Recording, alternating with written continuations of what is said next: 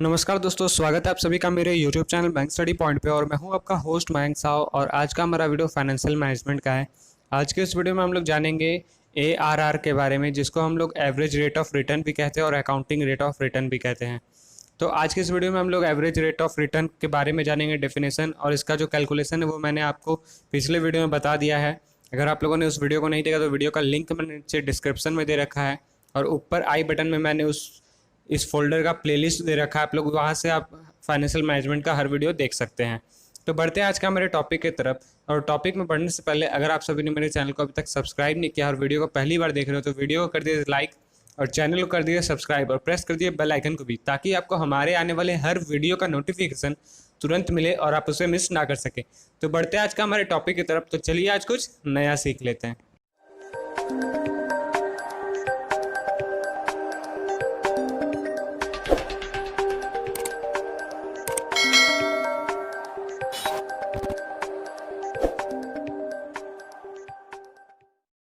अब हम सब आ गए अपने होम पेज पे, अकाउंटिंग रेट ऑफ रिटर्न। यहाँ पे उसका डेफिनेशन है, चलिए डेफिनेशन जान लेते हैं। Accounting rate of return also known as the average rate of return ARR is a financial ratio used in capital budgeting. The ratio does not take into account the concept of time value of money. ARR calculates the return generated from net income of the purposed capital investment. तो average rate of return जो होता है वो financial ratio का use में आता है, capital budgeting का, जो वर्किंग कैपिटल के अंडर आता है। और ये time value of money concept को कंसिडर बिल्कुल भी नहीं करता है। ये टाइम वैल्यू ऑफ मनी का कोई भी पोर्शन पे यूज़ नहीं होता है और ये उसी पे उस चीज़ को कैलकुलेट करता है जिस प्रोजेक्ट पे आप पैसे लगा रहे हो, पैसे अपने इन्वेस्ट कर रहे हो, और उससे आपको जो रिटर्न है, जिसको आपको पैसे जितने मिलेंगे, कब मिलेंगे, कितने साल में मिलेंगे और कितने परसेंट के हिसाब से मिलेंगे, वो आप लोग जज करते हैं। तो यहाँ पे हम लोगों ने एक एग्जांपल लेके रखा है। The ARR is a percentage return from example. If ARR 7%, then it means that the project is expected to earn 7 cents out of each rupees invested yearly। जैसे कि यहाँ पे मैंने बताया कि ARR जो है 7%, हम लोग का एक प्रोजेक्ट है, उसमें अगर आप 7% पैसे लगा रहे हो, 7% अपने कैपिटल लगा रहे हो, तो आपको जो रिटर्न मिलेगा वो आपको ईयरली 7% के हिसाब से मिलेगा। जैसे कि हम लोग यहाँ पे किसी बैंक में ले लेते हैं। अगर आप बैंक में पैसे फिक्स कर रहे हो तो आपको जो उसमें इंटरेस्ट मिलता है, जिसे हम लोग फाइनेंशियल में रेट ऑफ रिटर्न कहते हैं, वहाँ पे आपको जो रिटर्न मिल रहा है वो आपको कितने परसेंट के हिसाब से रिटर्न मिलेगा वो आपको बताया जाता है। तो यही होता है एवरेज रेट ऑफ रिटर्न या फिर अकाउंटिंग रेट ऑफ रिटर्न। फिर हम लोग आगे बढ़ते हैं। If the ARR is equally to और greater than the required rate of return, the project is acceptable. जब ARR जो होता है वो आपका, जिसमें आप पैसे लगा रहे हो, उससे जो रिटर्न मिल रहा है आपका अगर ज़्यादा होता है तो फिर आप उस प्रोजेक्ट को एक्सेप्ट कर सकते हो, वरना आप उस प्रोजेक्ट को नहीं एक्सेप्ट कर सकते हो। जैसे कि मान लेते हैं कि आप एक जगह, आपका कंपनी में 2 प्रोजेक्ट आया है, एक में आपको 6 लाख इन्वेस्ट करना है, एक में आप लोग को 5 लाख इन्वेस्ट करना है, और 6 लाख जो है वो आपको 3 साल में मिल जा रहा है। आपको एक रेट ऑफ रिटर्न बता दिया गया है, एक्स रेट ऑफ रिटर्न बता दिया गया है, आपको वो 6 लाख रुपए 3 साल में मिल जा रहा है, वही 5 लाख रुपए आपको 4 साल में मिल जा रहा है। तो आपको जिस प्रोजेक्ट में रेट ऑफ रिटर्न जो है तुरंत मिल जा रहा है, आप उसे ही एक्सेप्ट करोगे, और जिसमें नहीं मिल रहा है तो उसे आप रिजेक्ट करोगे। तो यहाँ पे भी वही बताया जाता है, if it is less than the desired rate it should be rejected. तो अगर आपका प्रोजेक्ट में जो पैसा लगाया हुआ है वो आपका पैसा जो है इन रिटर्न में ज़्यादा हो रहा है और सही टाइम पे हो रहा है, और टाइम से जो टाइम बताया गया उससे भी पहले हो रहा है, तो फिर आप उस पर पैसे लगाओगे, और नहीं हो रहा है तो आप उस पर पैसे नहीं लगाओगे। When comparing investment, the higher the ARR, the more attractive the investment. More than half of large firms calculate ARR when appraising projects. तो जैसे कि मैंने अभी आपको बताया कि ARR उसी को कैलकुलेट करता है जिसमें आपको पैसे जो है तुरंत मिलेंगे और ज़्यादा मिलेंगे। फिर आता है the key advantage of ARR is that it is easy to compute and understand. The main disadvantage of ARR is that it disregards the time factor in terms of time value of money or risk for long term investment.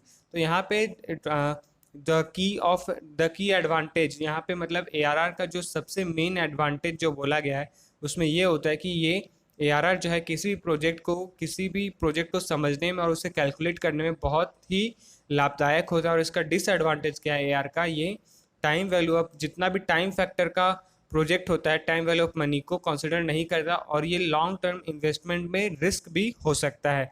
Long term investment में risk कैसे हो सकता है कि कई बार, जैसे कि अगर आप 2014 का अगर हम लोग देखेंगे, जब हम लोग का GST लागू हुआ था या फिर नोटबंदी हुआ था, तो उस टाइम पे क्या हुआ था कि बहुत सारे ऐसे कंपनीज है जो अभी इन्वेस्टमेंट किए थे या फिर करने वाले थे, और उनका जो शेयर मार्केट चल रहा था वो एकदम से डगमगा गया, मतलब ऊपर नीचे हो गया उन लोग का शेयर। किसी का ग्रोथ हो गया, किसी का ग्रोथ कम गया, इस तरह से अधिकतर का ग्रोथ कम हो गया था, लेकिन ऐसा हो जाता है। तो जब आपको यहाँ पे 7% के हिसाब से या फिर X% के हिसाब से जो मिल रहा था, तो उसमें हो सकता है कि आपको उस प्रोजेक्ट में थोड़ा सा लॉस भी आपको देखने को मिल जाएगा, क्योंकि जो इनकम है, जो आपका रेशियो है, अमाउंट का जो रेशियो है, क्योंकि ऐसा तो नहीं होता कि कंपनी, आपका जो कंपनी वो इंडिया में है तो बस आपको इंडियन इन्वेस्टर ही पैसे इन्वेस्ट कर रहे हैं आपकी कंपनी में, बाहर से भी इन्वेस्ट होता है। तो आज के टाइम पे अगर $1 का प्राइस 65 से 70 रुपीज़ है, तो हो सकता है कि उस टाइम पे $1 का प्राइस कम हो जाए, 55 रुपीज़ हो जाए, 60 रुपीज़ हो जाए। तो इस तरह से हम लोग का रिस्क भी होता है जब हम लोग लॉन्ग टर्म के लिए इन्वेस्ट करते हैं। फिर the ARR is built on evaluation of profits and it can be easily manipulated with changes in description mode, depreciation mode। फिर यहाँ पे क्या होता है, ARR जो है उसका प्रॉफिट जो इवेल्यूशन किया जाता है वो किया जाता है कि डेप्रिसिएशन का मेथड से हम लोग किस तरह से हम लोग कैलकुलेट करेंगे। हम लोग पहले अपना प्रोजेक्ट का जो जितना इन्वेस्टमेंट है वो प्रोजेक्ट इन्वेस्ट करेंगे, उसको ऐड करेंगे, फिर वो कितने साल में मिल रहा है उसको उस अमाउंट से लेस करेंगे, और डिवाइडेड बाय जितना ईयर दिया हुआ है, कितने साल में मिल रहा है उस साल को हम लोग उससे डिवाइड करेंगे।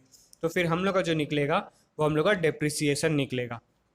तो ये सबसे इजी तरीका भी होता है डेप्रेशन बताने का। फिर the ARR can give misleading information when evaluating investments of different sizes. तो यहाँ पे कई बार ऐसा होता है कि ARR हम लोग को बहुत अलग अलग तरह का इन्फॉर्मेशन भी देता है। जब हम लोग इन्वेस्टमेंट को इवेल्युएट कर रहे होते हैं उसमें बहुत ही अलग तरह का रेशियो भी आपको बताया है। कई बार आपको एक साल में 1.5 लाख का भी इंटरेस्ट आपको देखने को मिलेगा कि आपको 1.5 लाख का रिटर्न मिल रहा है, या फिर एक साल में आपको 60,000 रुपये का मिल रहा है। तो आपको ये मैं एग्जांपल दे रहा हूँ कि आपका जो इन्वेस्टमेंट साइज होगा वो हर हर साल कम ज़्यादा कम बेसी ऐसा हो सकता है। तो ये है उसका डेफिनेशन और उसका एडवांटेज की। अब हम लोग बढ़ते हैं इसके आगे, जो कि हमारा है एडवांटेज ऑफ ARR। तो एडवांटेजेस ऑफ ARR क्या है? This technique is based on profit transfer then cash flow. It ignores cash flow from investment, therefore it can be affected by non-cash items such as bad debts and depreciation when calculating profit. The changes of methods for depreciation can be manipulated and leads to higher profit। तो यहाँ पे जो होता है, ये जो ARR technique है वो प्रॉफिट कैश फ्लो पे बहुत ज़्यादा कैश फ्लो पे बेस्ड होता है। उसके बाद ये फिर टाइम वैल्यू ऑफ मनी को जो है कैश फ्लो में इग्नोर करता है।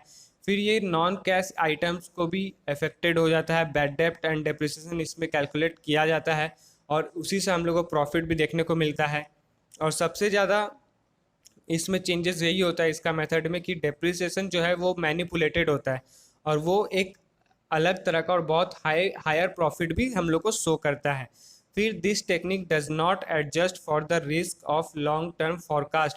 ये टेक्निक क्या है, आपको फ्यूचर में क्या होने वाला है ये आपको नहीं बता पाएगा, वो एडजस्ट ये नहीं कर पाएगा। ये आपको अभी जो आप कैलकुलेट कर रहे हो, अभी जो अमाउंट है वो आपको कैलकुलेट करके बताएगा, लेकिन जो लॉन्ग टर्म में जो फॉरकास्ट होगा वो कैलकुलेट ये नहीं कर पाएगा कि आगे टाइम पे या फिर 2 साल 3 साल 6 महीने बाद क्या होने वाला है, क्या अमाउंट होने वाला है, वो नहीं बता पाएगा। तो ये एक तरह का थोड़ा सा रिस्क भी होता है। फिर ARR does not take into account the time value of money, जैसे कि मैंने आपको ऊपर ही बताया, ये जो है टाइम वैल्यू ऑफ मनी को कंसिडर नहीं करता है। फिर how to calculate the accounting rate of return. तो calculate the annual net profit from the investment which could include revenue minus any annual cost। तो यहाँ पे हम लोग एनुअल नेट प्रॉफिट किस तरह से निकालेंगे जो इन्वेस्ट किया हुआ है। तो जो भी हम लोग का रिवेन्यू दिया हुआ है, जो भी हम लोग का रिवेन्यू दिया हुआ है उसको हम लोग एनुअल कॉस्ट या फिर एक्सपेंसेस से हम लोग लेस करेंगे, तब हम लोग का जाके एनुअल नेट प्रॉफिट निकलेगा। ठीक है। फिर if the investment is a fixed asset such as property plant और इक्विपमेंट सब्ट्रैक्ट एनी डिप्रिसिएशन। फिर आप जिस चीज़ पे इन्वेस्ट करने वाले हो, जिस प्रोजेक्ट पे, चाहे आप अपने कंपनी में मशीनरी लगा रहे हो या आप कुछ प्रॉपर्टी खरीद रहे हो, कोई प्लांट खरीद रहे हो या फिर कोई अलग इक्विपमेंट खरीद रहे हो, तो उसको आप लोग डिप्रिसिएशन और एक्सपेंसेस से लेस करेंगे तो जाके आपका एनुअल नेट प्रॉफिट भी निकलेगा। Revenue to achieve the annual net profit निकलेगा। फिर divide the annual net profit by the initial cost of the asset और investment. The result of the calculation will get a decimal. जब आप net annual net profit को initial cost से divide करोगे तो फिर आपका जो वो डेसिमल पे जो आंसर निकलेगा वो आपका रिजल्ट होगा परसेंटेज का। और अगर आप जो पॉइंट्स में निकला उसको आप इंटू करेंगे 100 से, तो फिर आपका जो परसेंटेज है वो एग्जैक्ट परसेंट निकल जाएगा। उस पूरा नंबर का रिटर्न आपको मिल जाएगा कि आपको कितना परसेंट में सामान मिल रहा है और कितना दिन में मिल रहा है। फिर what does ARR tell you. तो हम लोग को ARR से क्या सीखने को मिलता है या फिर ARR हम लोग को क्या बताता है। The accounting rate of return is capital budgeting metric useful for a quick calculation of an investment profitability. ARR is used mainly as a general comparison between multiple projects to determine the expected rate of return from each project।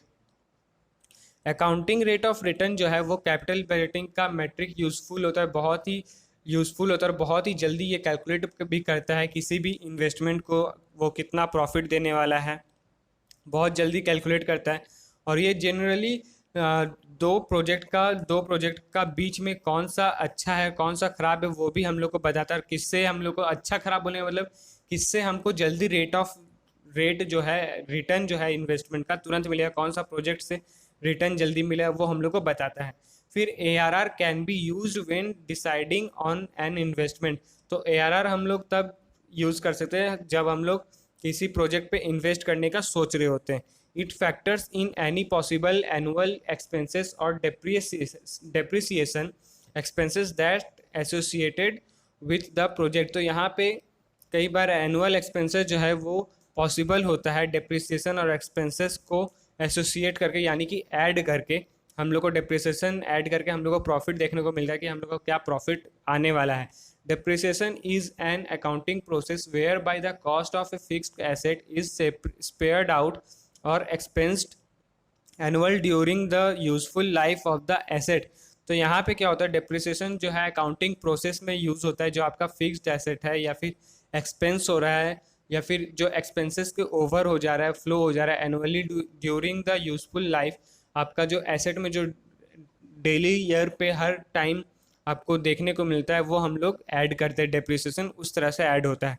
फिर depreciation is a helpful accounting convention that allows companies not to have to expense the entire cost of a large purchase in 1 year. Depreciation जो है वो help करता है accounting convention में कि company को यह अलाउ करता है कि हम लोग जो है किसी भी प्रोजेक्ट पे एकदम लॉन्ग टाइम के लिए या फिर 1 साल के लिए हम लोग पैसा इन्वेस्ट नहीं करें। हम लोग किसी भी तरह का इन्वेस्टमेंट जो है ज़्यादा बजट पे हम लोग 1 साल के लिए नहीं खरीदें। जैसे कि कई बार ऐसा होता है कि आप लोग को बहुत बड़ा बड़ा इन्वेस्टमेंट, जैसे कि मैं एग्जांपल फॉर 10 लाख बोल देता हूँ, 10 लाख का आपको मशीनरी खरीदना है, लेकिन वो मशीनरी आप 10 लाख में खरीद के 1 ही साल यूज़ करने वाले हो। तो ARR जो बोलता है डेप्रिसिएशन के कैलकुलेशन के हिसाब से कि आप 1 साल के लिए अगर जो मशीन खरीद रहे हो तो वो एकदम हायर बजट पे ना खरीदे, उसको कम से कम बजट पे खरीदे लेकिन अच्छा खरीदे। फिर thus allowing the company to earn a profit from the asset right away even in its first year of service. In the year calculation depreciation expenses and any annual cost must be subtracted from annual revenue to get the net annual profit. तो ARR जो calculate होता है वो depreciation expenses या फिर annual cost, कोई भी एक तो एनुअल कॉस्ट जो होता है उसको लेस करने के बाद हम लोग को उसको लेस करना पड़ता है हम लोग को एनुअल रेवेन्यू से, तब जाके हम लोग का नेट एनुअल प्रॉफिट निकलता है। जब हम लोग एनुअल रेवेन्यू को डिप्रिसिएशन और एनुअल कॉस्ट से लेस करेंगे, सब्ट्रैक्ट करेंगे, तो हम लोग का नेट एनुअल प्रॉफिट निकलेगा। ठीक है, तो ये हम लोग को एआरआर बताता है। फिर आता है आप लोग का की टेक अवेज। तो यहाँ पे की टेक अवेज में क्या आता है, ARR is helpful in determining the annual percentage rate of return of A project. तो यहाँ पे ये जो एआरआर जो है वो हम लोग को annual percentage rate of return को जो है हेल्प करता है, डिटर समझने में हेल्प करता है हम लोग को एआरआर। फिर ARR can be used when considering multiple project since it provides the expected rate of return each project. तो एआरआर जो होता है वो कई बार कंसिडर भी होता है मल्टीपल प्रोजेक्ट में, कौन सा प्रोजेक्ट को यूज़ करे और कौन सा यूज़ नहीं करे, यानी कि किस में इन्वेस्ट करे और किस में इन्वेस्ट नहीं करे। हम लोग क्योंकि उसी प्रोजेक्ट पे पैसे इन्वेस्ट करेंगे जिससे हम लोग को जो रिटर्न है वो तुरंत मिले और एक अच्छे रिटर्न पे मिले, अच्छा परसेंटेज पे मिले। How ever ARR does not differentiate between investments that get different cash flows over the lifetime of the project। तो ARR जो होता है वो दो प्रोजेक्ट के बीच में जो इन्वेस्टमेंट होने वाला है उसको डिफरेंटिएट करता है और उसको डिफरेंट कैश फ्लो में कैलकुलेट भी करता है और उसका लाइफ टाइम, उस प्रोजेक्ट का लाइफ टाइम भी कंसिडर करता है, तब जाके हम लोग ARR को कैलकुलेट कर पाते हैं। तो फिर how to use the accounting rate of return. तो हम लोग अकाउंटिंग रेट ऑफ रिटर्न को किस तरह से यूज़ करेंगे अब हम लोग ये जानते हैं। A project is being considered that has a initial investment ₹2,50,000 and it's forecasted to generate revenue for the next 5 years below the details। तो यहाँ पे हम लोग जो है इनिशियल इन्वेस्टमेंट हम लोग का जो एक हम लोग का कंपनी में, मान लीजिए एक कंपनी में एक प्रोजेक्ट आया जिसमें इनिशियल इन्वेस्टमेंट आप लोग को 2,50,000 करने बोल रहा है और उसका रेवेन्यू जो है नेक्स्ट 5 ईयर्स के लिए वो जनरेट किया है। मतलब वो लोग फोरकास्ट किया, अनुमान लगाया कि ये जो आपका रेवेन्यू जो आप पैसे इन्वेस्ट कर रहे हो उसका रेवेन्यू आपको आने वाले 5 साल में मिलेगा। और ये कुछ हम लोग को डिटेल्स दिया गया है जहाँ पे इनिशियल इन्वेस्टमेंट हम लोग का 2,50,000 है, एक्सपेक्टेड रेवेन्यू पर ईयर 70,000 है, यानी कि हम लोग को 5 साल में 70,000 रुपये करके मिलेगा। और ARR कैलकुलेशन में 70,000 एनुअल रेवेन्यू डिवाइडेड बाई 2,50,000 है। ठीक है, 2,50,000 है इनिशियल कॉस्ट, उन लोग को हम लोग डिवाइड करेंगे तो हम लोग का ARR कितना निकलेगा 0.28, यानी कि हम लोग अगर 0.28 को मल्टीप्लाई करेंगे 100 से तो हम लोग का यहाँ पे 28% निकल जाएगा। तो इस तरह से हम लोग कैलकुलेट करते हैं। फिर आता है the different between ARR and RRR। ARR का मतलब होता है कि एवरेज रेट ऑफ रिटर्न और RR का मतलब होता है रिक्वायर्ड रेट ऑफ रिटर्न। तो इन लोग के बीच में हम लोग डिफरेंट देख लेते हैं क्या है। As started the ARR is the annual percentage rate of return from an investment based on its initial outlay of cash। However, the required rate of return, also known as the hurdle rate, जो हम RRR जो है यानी कि RRR जिसे हम लोग कह सकते हैं रिक्वायर्ड रेट ऑफ रिटर्न, जो वो हर्डल रेट से भी हम लोग जान सकते हैं, is the minimum return an investor will except for an investment of project that compensates them for a given level of risk. जब ये हम लोग कैलकुलेट करते हैं तो ARR जो है वो हम लोग को इन्वेस्टमेंट बेस्ड कैलकुलेशन बताता है कि हम लोग को कितना आउटले मिलने वाला है, और RRR जो है वो हम लोग को मिनिमम रिटर्न बताएगा जो हम लोग इन्वेस्टर से हम लोग को मिलेगा या फिर इन्वेस्टर उसे एक्सेप्ट करेगा इन्वेस्ट करने के लिए किसी भी प्रोजेक्ट पे। तो ये एक अलग तरह का रिस्क भी हम लोग को बताता है यहाँ पे RRR जो है। फिर RRR can vary between investor because investors have different risk tolerance। For example, a risk averse investor would likely require a higher rate of return from investment to compensate for any risk from investment। It's important to utilize multiple financial metrics including ARR and RRR in determining if an investment is worth। तो जैसे कि यहाँ पे RRR जो है एक investor के बीच में, यहाँ पे हम लोग एग्जांपल बताए कि एक रिस्क भरा इन्वेस्टमेंट आया, एक प्रोजेक्ट आया जिसमें हम लोग का इन्वेस्टर जो है वो इन्वेस्ट कर रहा है, लेकिन उसको ज़रूरत है कि उसका जो रेट ऑफ रिटर्न है उसको ज़्यादा से ज़्यादा मिले, और वो ARR और RR को भी ऐड करेगा, वो मल्टीपल फाइनेंस मैट्रिक्स को भी इंक्लूड करेगा, जिसमें ARR और RRR इन्वेस्ट होगा और कैलकुलेट करके हम लोग को बताया जाएगा। तो यहाँ पे वही था। अब आता है हम लोग का limitation of using accounting rate of return. The ARR is helpful in determining the annual percentage rate of return of a project. However, the calculation has its limitation. तो ARR जो है वो डिटरमाइन करता है annual percentage rate of return को, जो project में आने वाला लग रहा है जो, और उसे कैलकुलेट करने का एक लिमिट होता है, एक लिमिटेशन के तौर पर वो कैलकुलेट करता है।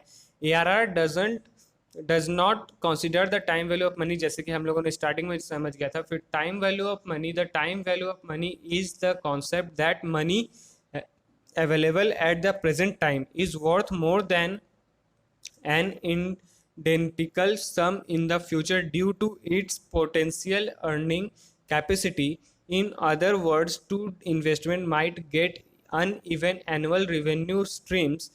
If one project returns more revenue in the early years and the other project returns give revenue in the later years, ARR doesn't assign a higher value of the project that returns profit sooner, which could be reinvested to earn more money. तो यहाँ पे जैसे कि मैंने आपको starting में बताया था कि ARR जो होता है, अगर आप लोग के कंपनी में कई बार ऐसा होता है कि 2-2 प्रोजेक्ट, 3-3 प्रोजेक्ट, 4-4 प्रोजेक्ट आया रहता है, और हम लोग को उसमें किसी 2 में या फिर किसी एक में इन्वेस्ट करना होता है, तो हम लोग यहाँ पे वही कैलकुलेट करते हैं ARR से कि हम लोग को कम टाइम पे ज़्यादा रेवेन्यू, ज़्यादा रेट किस में मिल रहा है, रिटर्न हम लोग को जल्दी किस में मिल रहा है और सबसे ज़्यादा किस में मिल रहा है, तो हम लोग उसे यूज़ करते हैं, और उसे यूज़ करके फिर हम लोग दूसरे जो प्रोजेक्ट बचे हुए हैं उसमें इन्वेस्ट करते हैं, ताकि हम लोग का कंपनी जो है वो और भी मनी जो है अर्न कर सके। तो यही होता है एक तो limitation. The accounting rate of return does not consider the increased risk of long term projects and increased uncertainty associated with long periods. तो यहाँ पे अकाउंटिंग रेट ऑफ रिटर्न जो है वो कंसिडर नहीं करता इंक्रीज्ड रिस्क, जो लॉन्ग टर्म हम लोग का रिस्क होता है उसे कंसिडर नहीं करता। आई एम सो सॉरी, जो हम लोग का लॉन्ग टर्म रिस्क जो होता है वो कंसिडर नहीं करता उस प्रोजेक्ट में, और वो उसे यूज़ भी नहीं करता, लॉन्ग पीरियड के लिए यूज़ भी नहीं करता। फिर also ARR does not take into account the impact of cash flow timing. Let's say an investor is considering a 5-year investment with an initial cash outlay of rupees 50,000, but the investment does not get any revenue until the 4th and 5th year. The investor would need to be able to withstand the first 3 years without any positive cash flow from the project. The ARR calculation would not factor in the lack of cash flow in the first 3 years. तो यहाँ पे जैसे कि हम लोग को बताया गया कि एक प्रोजेक्ट आया जिस पे इन्वेस्टर ने इन्वेस्ट किया है और उसे कंसिडर भी किया है इन्वेस्टमेंट के लिए, जिसका आउटले है 50,000, और उससे हम लोग को जो रिवेन्यू है पिछले 4-5 साल में मिलने का बात है, लेकिन हम लोग को जो पिछले आए हुए 3 साल जो हुए उसमें हम लोग को थोड़ा सा भी पॉजिटिव कैश फ्लो नहीं मिला उस प्रोजेक्ट से, और हम इन्वेस्टर जो है वो बहुत ही सोच में रह गया और उसे समझ नहीं आ रहा है कि हम लोग को जो फर्स्ट 3 ईयर है उसमें पैसे नहीं मिले, पॉजिटिव कैश फ्लो जो बोला गया उसमें नहीं मिला है। तो फिर इसमें इन्वेस्टर क्या करेगा? The ARR calculation would not factor in the lack of cash flow in the first 3 years. तो यहाँ पे वो पैसे जो है उसके डूब गए हैं, और अब वो यही सोचेगा कि अब उसके पैसे जितने जल्दी हो सके मिल जाए, 4 साल 5 साल जो टाइम दिया हुआ उस टाइम पे मिल जाए।